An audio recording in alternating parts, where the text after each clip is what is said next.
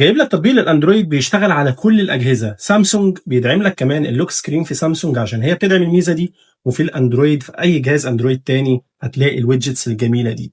كل اللي عليك هتفتح جوجل بلاي وهتكتب في السيرش فوق وادي جيت، بعديها هتفتح التطبيق واللي هيقدم لك شويه ويدجتس ممتازه جدا واشكال ساعات كتير وحاجات جديده. اختار اللي انت عايزه. كل اللي عليك هتعمل اد تو هوم سكرين، هتختار الويدجت اللي انت عايزها، تقدر تعدل على كل حاجه انت عايزها.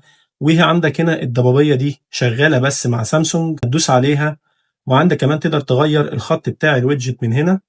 كل حاجه موجوده تقدر تعدل عليها براحتك.